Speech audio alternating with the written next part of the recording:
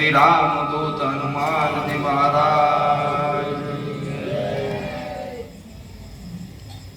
प्रथम तो सीताराम नगर वती विश्व हिंदू परिषद बजरंग दल वती તેમનો આભાર વ્યક્ત કરું છું તથા મંચસ્થ વિરાજમાન મહાનુભાવો વડીલોના ચરણમાં વંદન। મંચસ્થ વિરાજમાન વિશ્વ હિન્દુ પરિષદ બોટાદ અધ્યક્ષ શ્રી મોન્ટુભાઈ, બજરંગ દળ પ્રાંત ટોલીના સદસ્ય શ્રી મહેશભાઈ તથા આજ અહીં ઉપસ્થિત આપણી વચ્ચે વડીલો, બંધુઓ, ભાઈઓ, માતાઓ, બહેનો અને દરેક વીર બજરીઓ સૌને જય શ્રી રામ।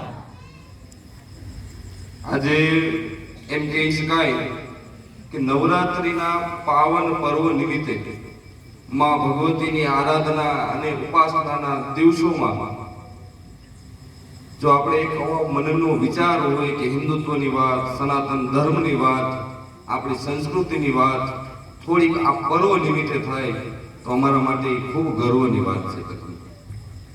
કારણ કે ભારત એ સનાતન ધર્મ, હિન્દુત્વ, હિન્દુ સમાજ, ધર્મની ભૂમિ, જતી સતી સંત સુરાની ભૂમિ છે। એવી આ પાવન ભૂમિની અંદર જ્યારે આપણો જન્મ થયો હોય એવા માં ભારતીના આપણે સૌ સપૂત છીએ। ત્યારે આજના સમયમાં વિસરાતી આપણી સંસ્કૃતિ એનું થોડુંક ચિંતન દરેક તહેવારો સમયે થવું જોઈએ, દરેક આપણા પર્વના સમયે થવું જોઈએ કે આજે એ હિન્દુ સમાજ ક્યાં છે, આજે એ સનાતન ધર્મ ક્યાં છે, જે ધર્મના નેજા હેઠળ આપણે સૌ રહીએ છીએ। કારણ કે આપણે સૌ જાણીએ છીએ કે ધર્મ રક્ષતી રક્ષતે, જો ધર્મનું રક્ષણ કરશું તો ધર્મ આપણું રક્ષણ કરશે। એવું આ પાવન ધરા એટલે કે માં ભારતી, ભારત, આ ભારતની ભૂમિ ઉપર આજે સનાતન કાળથી આપણે સૌ જાણીએ છીએ કે જ્યારે જ્યારે આ ભૂમિ ઉપર આક્રમણો થયા છે તે આક્રમણો ધર્મ માટે, બહેન દીકરીઓ ઉપર, ગૌ માતાઓ ઉપર, મઠ મંદિરો ઉપર, ધર્મ ગ્રંથો ઉપર આની વ્યાખ્યા રહી છે। પણ છતાં ભારતની ભૂમિના વીરો, શૌર્ય વીરો ક્યારેય નમ્યા નથી। પછી મોગલ સમયનું ગુલામી કાળ હોય કે અંગ્રેજ સમયનો ગુલામી કાળ હોય, સતત સંઘર્ષ કરી અને પરાક્રમ ધારી આપણે સૌ કાર્ય કરતા બંધુઓ છીએ। પરાક્રમના વાહક આપણે હિન્દુ સમાજના વ્યક્તિઓ છીએ। તો આજે મારે બે વાત એ કરવી છે, જો આ સમાજની અંદર આપણો જન્મ થયો હોય, આ ભારતની ભૂમિ ઉપર આપણો જે જન્મ થયો છે, તો જે પૂર્વજોએ આપણા રાષ્ટ્ર માટે, દેશ માટે, ધર્મ માટે પોતાના દેહનું બલિદાન આપ્યું છે, મઠ મંદિરો માટે, તેને સાર્થક કરવાનું કર્તવ્ય પણ આપણું છે। કારણ કે આપણે સૌ જાણીએ છીએ કે આ મહાવીરો પુરુષોની આ ભૂમિ છે। આપણે સૌ વાતમાં જાણતા હોય, ઇતિહાસમાં જાણતા હોય, શિવાની ભૂમિ, મહારાણા પ્રતાપની ભૂમિ, ધ્રુવ, પ્રહલાદ અને નચિકેતા જેવા ભક્તોની આ ભૂમિ। તો આપણું કર્તવ્ય શું? આજે આપણી ફરજ શું આ રાષ્ટ્ર માટે? આપણું શા માટે આજે આ દેશની અંદર આજની પરિસ્થિતિમાં આપણી ભૂમિકા શું? આજ મોટી સંખ્યામાં માતાઓ, બહેનો પણ આપણી વચ્ચે ઉપસ્થિત છે। જ્યારે જ્યારે આ ધર્મ ઉપર આપણે કંઈક વિધર્મીઓ, જેહાદી પ્રવૃત્તિઓ કરનારાઓ, આતંકીઓ જ્યારે હાવી થાય ત્યારે આપણે આપણું કર્તવ્ય નિભાવવાનો સમય આવતો હોય છે। જે તે સમયની અંદર બહેન દીકરીઓની રક્ષા માટે જે વીરોએ બલિદાન દીધા, તો આજના સમયમાં પણ મોટા પ્રમાણની અંદર દરેક ગામની અંદર, દરેક નગરની અંદર, દરેક શહેરની અંદર વિધર્મીઓ દ્વારા ટાર્ગેટ કરીને બહેન દીકરીઓને લવ જેહાદનો શિકાર બનાવવામાં આવે છે। આજના સમયની અંદર પણ ગૌ માતા સુરક્ષિત નથી, આજના સમયની અંદર પણ હિન્દુ સમાજ સુરક્ષિત નથી। મોટા પ્રમાણમાં વિધર્મીઓ દ્વારા લેન જેહાદની પ્રક્રિયાઓ કરવામાં આવે છે। આજના સમયની અંદર આપણા મઠ મંદિરો પણ સુરક્ષિત નથી।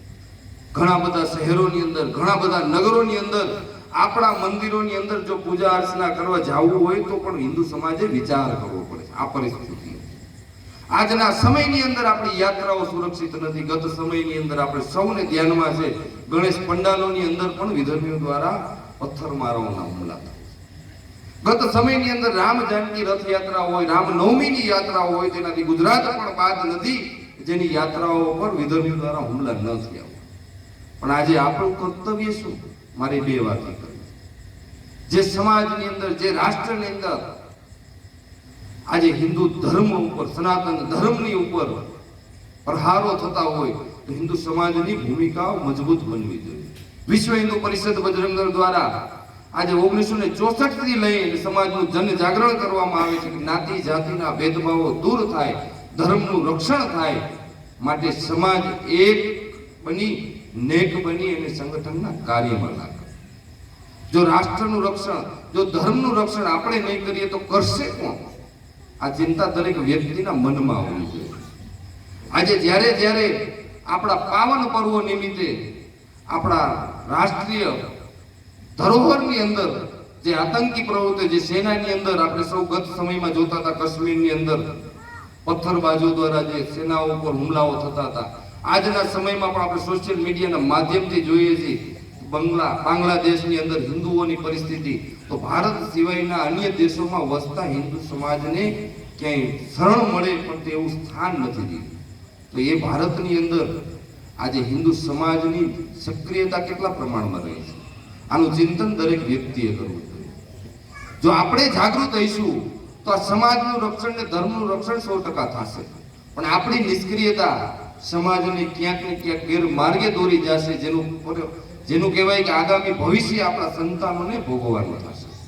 આજે સમાજની અંદર 2025 ની અંદર જેમ કહેવાય કે રાષ્ટ્રીય સ્વયંસેવક સંઘને જ્યારે 100 વર્ષ પૂરા થતા હોય, 2024 ની અંદર વિશ્વ હિન્દુ પરિષદને 60 વર્ષ પૂરા થતા હોય, ત્યારે એક સંકલ્પ લઈને સમાજની વચ્ચે કામ કરવાનું એક યોજના બનતી હોય છે.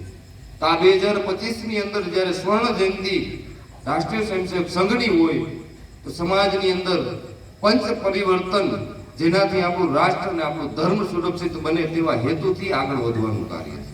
તો દરેક વ્યક્તિએ આ મુદ્દાઓ પણ ધ્યાનમાં રાખવા જોઈએ. જો આપણા રાષ્ટ્રને, સમાજને, બેન દીકરીઓને, ગૌ માતાને અને ધર્મને સુરક્ષિત રાખવો હોય તો આપણી સક્રિયતા ખૂબ જરૂરી છે. તેના માટે સૌથી પહેલું તો આપણું કુટુંબ પ્રબોધન. આજના સમયની અંદર આપણે સૌ જાણીએ છીએ કે કુટુંબની અંદર, એક પરિવારની અંદર માતા પિતાનું સન્માન, ભાઈ બહેનની વચ્ચે, ભાઈ ભાઈની વચ્ચેનો જે પ્રેમ હોય તે નિરંતર ઘટતો જાય છે. પતિ પત્નીના વિષયની અંદર એમ કહેવાય ડાયવોર્સ ના કિસ્સાઓ વધતા જાય છે. આજે આપણા સંબંધો નથી જળવાતા એક પરિવારની અંદર પણ. તો આ ચિંતા આપણે સૌએ કરવી જોઈએ કે આપણું કુટુંબ સુરક્ષિત રહે, આપણું કુટુંબની અંદરનો પ્રેમ, કુટુંબની અંદરનો ભાવ, પરિવાર ભાવના, તેની અંદરની આપણી જે સંસ્કારો અને આપણા સંસ્કૃતિની જે વિહીન થઈ પશ્ચિમી સંસ્કૃતિનું જે અનુકરણ કરી રહ્યા છે તે દૂર થાય અને જે કુટુંબ કહેવાય તે સુખી કુટુંબ બને. એની અંદર પણ આજે જોઈએ એક નવ યુવાનોની અંદર એક ટ્રેન્ડ ચાલતો જાય છે કે આપણું એક જ સંતાન, આપણા બે જ સંતાન વધીને, તો તે પણ હિન્દુ સમાજની અંદર આગામી સમયની અંદર એક ચુનૌતી સ્વરૂપ બનવાનું છે. ઘણા બધા જેમ કહેવાય સંબંધો તેની અંદર પૂરા થઈ જવાના છે એક સંતાન દ્વારા જ. તો આપણી જે જનગણના છે, આપણી વસ્તી છે હિન્દુ સમાજની, જે સમયાંતરે ઘટતી જવાની છે, તો તેનું પણ આયોજન પરિવારની અંદર થવું જોઈએ.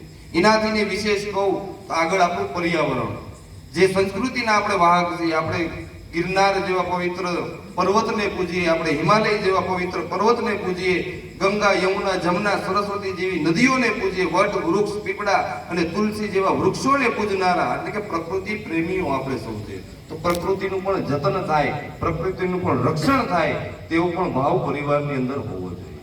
એનાથી આગળ વાત કરીએ તો એક નાગરિક તરીકેની આપણી ફરજ કે આ રાષ્ટ્ર માટે, આ દેશ માટે જે નીતિ નિયમો, કાયદા અનુસંધાને આપણી જે ફરજ હોય તે ચુસ્તપણે આપણે નિભાવીએ, તે પણ એક નાગરિક તરીકે આપણું કર્તવ્ય છે, તે પણ આપણી અંદર ભાવ હોવો જોઈએ. એનાથી આગળ વાત કરું તો સ્વભાવ કા જાગરણ, એટલે કે દરેક વ્યક્તિના પોતાના સ્વભાવનું જાગરણ થવું જોઈએ કે મારી ભાષા, મારી ભૂષા, સ્વદેશી અપનાવવું, જે ભારતની અંદર બનતી વસ્તુઓ છે તેનું જ આચરણ કરવું, વિદેશી પ્રોડક્ટનો બહિષ્કાર કરવું, આવો એવા ભાવ સાથે આ રાષ્ટ્રનું પણ જાગરણ થાય, પોતાનું પણ જાગરણ થાય તેવી ભાવના દરેક વ્યક્તિની અંદર હોવી જોઈએ. તે દિશામાં પણ આપણે આગળ વધવું જોઈએ. આવા દરેક કાર્યો દ્વારા આપણે આપણા રાષ્ટ્રને મજબૂત બનાવી શકશું. આવા દરેક કાર્ય દ્વારા આપણે આપણા સનાતન ધર્મને બચાવી શકશું. કારણ કે એના માટે આપણે પોતે જ ક્યાંક ને ક્યાંક જવાબદાર હોઈએ છીએ. આજે જે ધર્મ માટે એમ કહી શકાય કે આજે જે સૌરાષ્ટ્રની ધરા ઉપર આપણો જન્મ થયો ત્યાંની અંદર જ આવતું ભગવાન સોમનાથ દાદાનું મંદિર તે સમયમાં મોગલો દ્વારા જ્યારે આક્રમણ થયું કે 17 વારથી પણ વધારે તે મંદિરનો ધ્વંસ કરવામાં આવ્યો હોય, પણ ત્યારના સમયમાં પણ હિન્દુ સમાજે તેને પડકાર આપી અને તે મંદિરના રક્ષણ કરવા માટે લાખો લોકોએ તેના દેહના બલિદાન આપ્યા હતા. તો આ રાષ્ટ્રની અંદર આપણે સૌ હમણાં નજીકના સમયમાં જાણીએ છીએ ભગવાન રામ જન્મભૂમિ જે મંદિરની પાવન ભૂમિ માટે હિન્દુ સમાજે 500 વર્ષથી પણ વધારે સંઘર્ષ કર્યો. ત્યારબાદ આજે પાવન ધરા પર આપણે ભવ્ય મંદિર નિર્માણ થઈ રહ્યું હતું જોઈ રહ્યા છીએ. આજે આપણે સૌ નસીબદાર બેઠીએ છીએ કે આપણી નજર સમક્ષ એ રામ જન્મભૂમિ ઉપર ભવ્ય મંદિર નિર્માણનું કાર્ય શરૂ થયું છે. પણ એ રામ જન્મભૂમિ મંદિર નિર્માણ માટે હિન્દુ સમાજે 500 વર્ષ સુધી સંઘર્ષ કર્યો છે. હિન્દુ સમાજે લાખો લોકોના બલિદાન આપ્યા છે. ત્યારબાદ આજે આપણે આ પરિશ્રમ બાદ આજે આપણા બલિદાનો બાદ આ પાવન ધરા પર આપણે આપણા રામ ભગવાનનું મંદિર નિર્માણ થતા જોઈ રહ્યા છીએ. તો આજે પણ હિન્દુ સમાજની અંદર આવા અનેક પ્રશ્નો, આજે પણ હિન્દુ સમાજની અંદર અનેક સમસ્યાઓ, અને સમસ્યાની અંદર આપણે સમાધાન લાવવાનું છે. માટે આપણી જાગૃતતા જરૂરી છે. તે માટે થઈ હિન્દુ સમાજ સક્રિય બને, હિન્દુ સમાજ સંગઠિત બને, હિન્દુ સમાજ એક બની અને જેહાદીઓ દ્વારા કરવામાં આવતી દરેક પ્રવૃત્તિઓનો જવાબ આપવામાં આવે તેવી આપ સૌ પાસે અમે અપેક્ષા રાખીએ છીએ. આટલું કહી મારી વાણીને વિરામ આપું છું. અસ્તુ. જય શ્રી રામ.